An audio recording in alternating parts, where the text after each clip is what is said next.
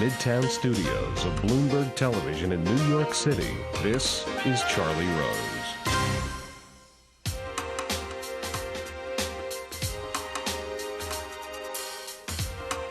In the 43 years since Sir Edmund Hillary climbed Mount Everest, more than 600 climbers have ascended the summit, including many Americans. But the mountain is not getting any smaller or less forbidding, as witnessed by the deaths of 8 climbers this weekend in a surprise blizzard. Why do they climb Everest? Tonight, some mountaineering tales from the top of the world with 3 people who've been on Mount Everest. Joining me now, David Swanson, President and CEO of Countermark Incorporated, former President of the Explorers Club, Lawrence Huntington, Chairman and CEO of Fiduciary Trust Company International, and Joe Blackburn, an adventure photographer whose pictures of Mount Everest we will see tonight. Thank you all for coming. This is a story that so galvanized me this morning, of the human spirit, of courage, of going back to try to protect your fellow climbers. It's a story of the unpredictability of nature, and it is a story of death, and it is also a story of the majesty of the mountain. I want to begin by showing at least 4 so that as we talk in this program this evening for this 20 minutes, we understand what we're talking about, which is Mount Everest, 29,000 feet high, 5 miles above sea level. Correct me if I'm wrong here. And this is it. And I want, Joe, you took these photographs, and I'm going to show them one after the other. Tell me and jump in. What are we seeing here? You're looking at Everest in the center. This was taken from the 17,000-foot pass, the Pang La, on the approach to Everest in 1988. If you're going to the east face or the north face, this is the approach you make. And looking at Everest with the jet stream dipping down, you're looking at a face that extends probably 9,000 feet above the rest of the mountain range, and it really sticks up above the Himalayas. All right. Let me do this, and I'm going to try to do this as well as I can in the time I have, but it is your pictures in there, so they're extraordinary, and you're generous to bring them. This is on the approach of the Kanshung face, going up the Kanshung Valley. The figure on the right on the slope is 6'4" Robert Anderson. Really gives a scale. Wow, We're looking across at the backside of Makalu and Chumolunzo. It's about 8 miles across to the mountain. And the temperature gets to, I think, I read today, certainly on this past weekend, 40 below. This is a photograph of? On the approach, this is the Sherpa tent. We had 120 Sherpas helping us get to base camp, which should have taken 5 days, took us 3 weeks due to weather and porter problems. The clouds opened up momentarily, and I got the last rays on Chumolunzo, and then they clouded in, and that was the end of the light for the day. These are heavy photographs. All right, and brilliant and beautiful. And finally, this one. This is taken with a 5x7 view camera. This is the Kanshung face of Everest. It rises over 12,000 vertical feet above the glacier. This was first climbed in 1983 by a large team with bottled oxygen. When I was there in '88, the team that I was with, 4 climbers, put a new route to the summit, with Stephen Venables being the first Brit to summit 35 years after Hillary climbed it with oxygen. Wow. Tell me this as I could have. David, why do people do this? It's cold. It is death-defying. It is treacherous. And we know the people that this mountain has reached out with blizzards and avalanches and grabbed and extinguished. There are some people who respond to challenges like Everest or other exploration. George Mallory, because it's there. Yes. I mean, it is the highest point on Earth. And with the poles, the North Pole and the South Pole, in the early part of the century, those 3 things were regarded as the last great challenges on Earth. The end of discovery. Now you have, let me just get the record straight before we continue. You have been, what? How many times have you been there? I've been to Mount Everest twice. And have you been to the summit? No. No. Joe? I've been there twice. Been to the summit? No. No. And I've been there twice, and neither time reached the summit. Yeah. What does it mean to you to reach the summit? What would it have meant to you? Well, I suppose the fulfillment of a dream. For me, a dream since I was a teenager. I went to the theater where Hillary and Tenzing lectured in 1954 and stood in the back of a 1,000-person theater, and I've never forgotten it. and have always wanted to try it. It's never really been very far out of my mind. And in 1991, I had a chance to do it. Didn't make it. Tried again in 94, and had the same result. Didn't make it. Why? In 91, I got to 28,000 feet, 300 meters short of the summit, and wasn't climbing well that day, and didn't feel safe, just didn't feel right. But was it a hard decision not to go? It was an instant decision, and I had absolutely no regrets about the decision to turn back. It was the right thing for me that day. The second time you turned back? Second time, I was fit and feeling strong, but the weather was atrocious. Very high winds. We had two climbing companions who had made the summit and couldn't get down, and we couldn't get up to them. I got about to the same point as the time before, and it was just too dangerous. All of us turned back. I want to come to Joe in just a second. What do we know about what happened that caused the deaths of these people and these Americans? Ferocious weather. Weather has always been the major determinant of whether you would have success or not in the Himalaya. In '86, we had an incredible storm that hit K2 and killed a large number of people, all experienced climbers. And this is what happened again this time.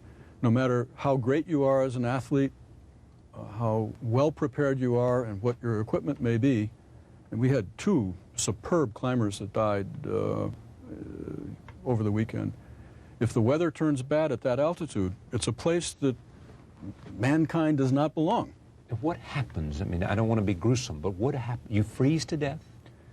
Frostbite, freezing, thin air, you can't breathe as well as you can. You can't function. Your body begins just simply to almost cannibalize itself. And you feel a weakness at some point, which I think Larry is talking about, where you just then have to say, that's it, and I have to get down. There are edemas, cerebral edema, water in the brain, water in the lung, which the only solution for is to go down.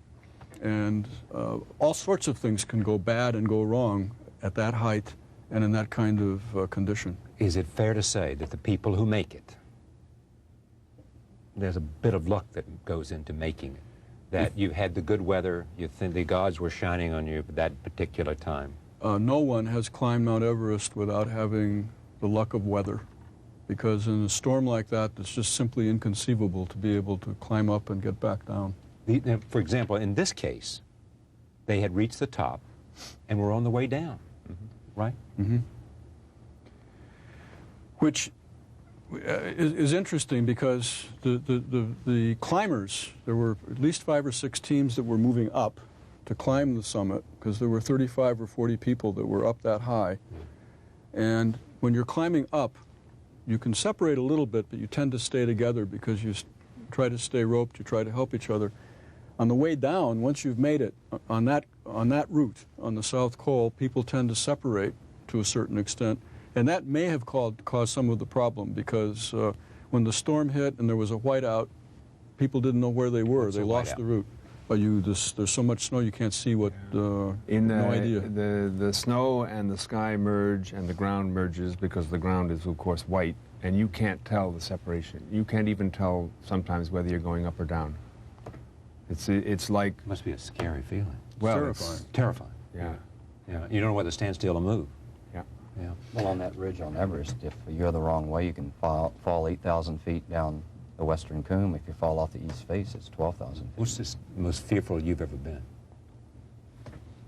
Probably after Robert and I'd climbed McKinley.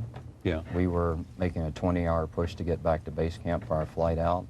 I caught a ski tip and on a snow bridge going across the crevasse, and lost my balance, and I was falling towards the crevasse. And the only thing I could do was make my body rigid to plant my shoulder on the other side of it. And then I reached down to push up, and my hand went into a hole, looked down, and you could see this deep hole. I gradually took my pack off, put it on the other side of the crevasse, put my weight on that so it was spread out, and was able to regain my balance and get across it, but I thought I was going in. What's your mission? What are these photographs about? To bring back what I've been so lucky to see to other people, because I know that I've seen and been places that a lot of people won't go. I've given a lot of talks to children to inspire them. I love taking pictures, and if somebody gets something from that, it means a lot to me. Okay. Let's take a look at some of the slides here, and all of you referred to them, what memories it brings back to you. We'll talk more about climbing Everest today as we look at these slides. First slide.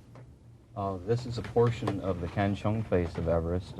In the upper right is Stephen Venables, the gentleman who summited for us. Yeah. It was a very steep approach.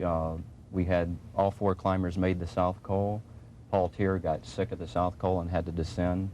Robert and Ed Webster reached the south summit, just 275 feet from the summit, were forced to turn back. Stephen climbing a little faster and having the will. I think it's really up here. You really have to want it, because it's very strenuous and painful to get to the summit of Everest, even on oxygen. And Stephen was going without bottled Almost oxygen. every moment there's something in your brain is saying, you can't do this, you can't do this, you can't do this. Right, and I mean, that's in good condition. That's right. Yeah, that's right. You can't. Next slide. This was the team in '88. On the left is Robert Anderson, the expedition leader. Paul Tier is second from the left. Ed Webster's in center with the flag sticking up. And Stephen Venables, the gentleman who summited, is kneeling down next to a little snow sculpture I made that we named Kanchung Katie. Yeah. Yeah, Kanchung Face was the... Yes. Right, we'll talk about that book. Okay, next slide. This is the reality of mountaineering. This is Ed Webster's fingers. Ed lost parts of 8 fingers to frostbite. He lost a little bit more than the first digit on all of his left hand, parts of 3 fingers on his right, and parts of 3 toes. This is Miriam Zeman, who was our doctor, was dressing his fingers. How cold did it get? Ed's fingers were frostbitten because he took a camera out to take pictures of a sunrise on Lhotse. When he grabbed that camera, it was probably 40 below zero. It was like grabbing a piece of dry ice. Next slide. This we'd seen earlier. It's the Kanchung face of Everest. Yeah. Next slide. Again, from the Pangla Pass, Everest sticking up with a plume jet stream hitting it at 29,028 feet. Next slide. Wow. This is the summit ridge of McKinley. It's a 10,000-foot drop off the left to my back, down the east or the south face, and it's 3,000 feet down to the Muldrow Glacier to the front. To me, this was really spectacular. I summited on McKinley on July the 5th, the day after my 46th birthday, on 4th of July. So it was a real thrill to be on top of North America right after this country's birthday. Now, tell me what the 7 great peaks are there. Everybody talks about the 7 mountains. What are they? Well, the 7 summits, Aconcagua is in South America, McKinley's in North America, Elbrus is in Russia, Vinson is Antarctica, Elbrus, I mentioned Russia, Kosciuszko in Australia, and Everest in Asia. Yeah. Everest is by far the toughest climb, or not? It certainly is the highest. It's the highest, for sure. And in rough weather, it's as tough as any. And is the weather there rougher than everywhere else? Well, the top 5,000 feet of Everest stick up in the jet stream. And there are not too many mountains where that's the case. And so most times of the year, the wind is ferocious. And you hope that the day you're climbing, the jet stream has let up and moved away. But the reality is that it's 5,000 feet Let's up. take the next slide here if we come back to this. What's this? This was the Tibetan porters' tents on the approach to Everest in '88. This was a day away from base camp. Well, next slide. This is the top of Antarctica. We had got within 50 feet of the summit, and this storm hit us. 50-mile-an-hour winds, chill factor 97 below zero. And to me, this was the definitive slide of the whole climb. Have you seen anybody die on Everest? No. Have you? I didn't see him die. One of our Sherpas was killed in an avalanche, and I was part of the funeral. I have. I saw a Taiwanese climber descend from the summit, reach the summit, and took a wrong turn coming down for the summit in full view of our telescopes and couldn't retrieve his steps. And we watched him for a day and a half.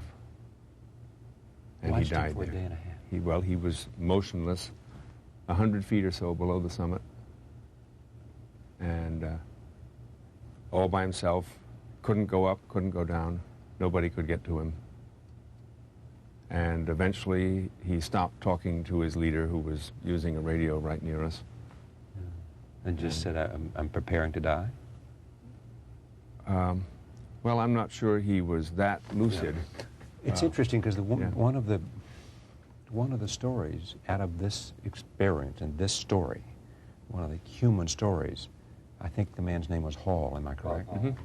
Did you know him? I knew Rob. I flew off of Antarctica with him. The story of him talking to his wife, wife. his last dying moments. The last dying moments, and he says, it'll be okay, thinking, now, we don't know whether he meant that or knew that or what, but he said, we'll be okay. He was in a position, theoretically, where he could have been rescued.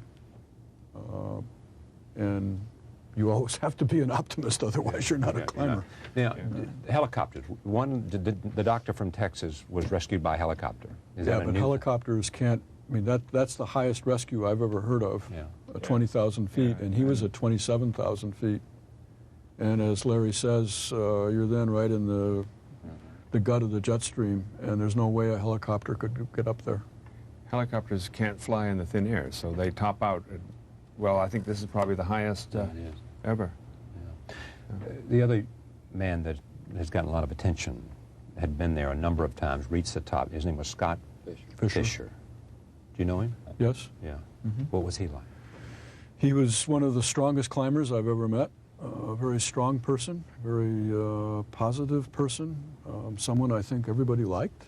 Yeah. And it's difficult to believe that he died that way, because in bad weather, he was the one that you would have expected to come and get you and take you out, which is exactly what he was trying to do.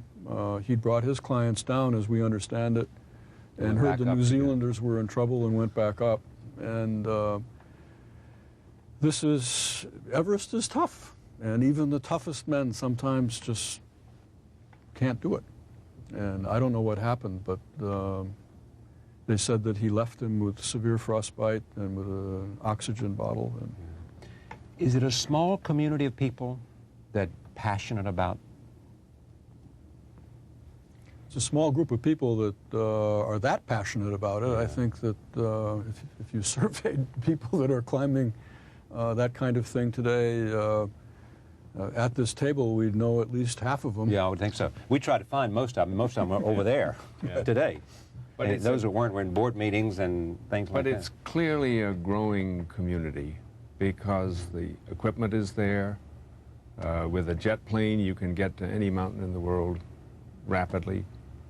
There are lots of people who know that particular route or that particular mountain range.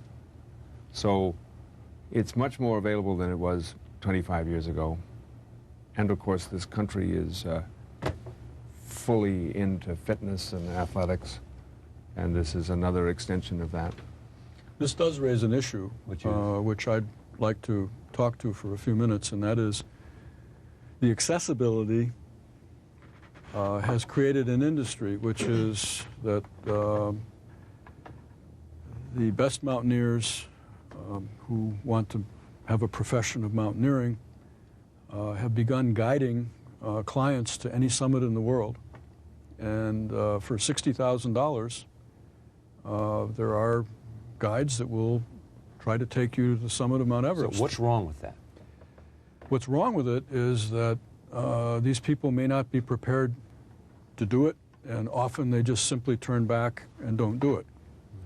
But when you then end up in very dangerous situations, you may have guides that are attempting to rescue people that shouldn't have been there in the first place, and it adds to the complexity of the rescue. And I think there needs to be some real thinking about putting qualified people at risk to deal and help with unqualified people who are in mountain situations when the weather breaks. Well, what has happened was inevitable, because Scott Fisher and Rob Hall probably had been alone. They probably would have been off the mountain.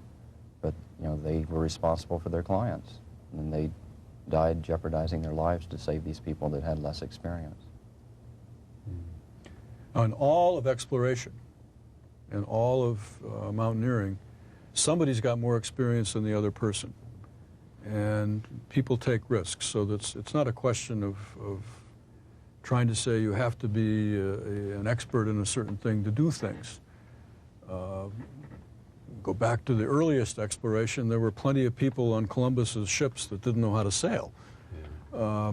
So I don't think I'm saying that, but there is a real issue about taking people to the extremes of mountaineering who shouldn't necessarily be there. I should mention that two facts about it, not about the same, different subject now. One of the casualties was a woman from Japan who was a famous climber. At a morning in Japan, because she was one of the famous climbers there. Had been to the mountaintop, had been to the summit, I think, a number of times, hadn't you, 3 or 4 times? Twice. I think second attempt. Sandy Pittman from our city here made it to the summit and back. Saying that she's lucky to be alive because she did lose her way coming down and in the whiteout, and luckily stumbled on 2 of the people in her group, and they stayed together and then were rescued by someone who found them. But at that point, it is your first question. At that point, it's completely luck. Yeah. So we're left finally, what's it like to be there, Joe? When you look out on those mountains?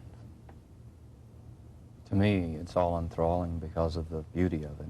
I remember in '88, from where our base camp was, you could look and see Everest and Lhotse and Pathangsi and Chumalonzo and Makalu, and it's just an incredible ice world.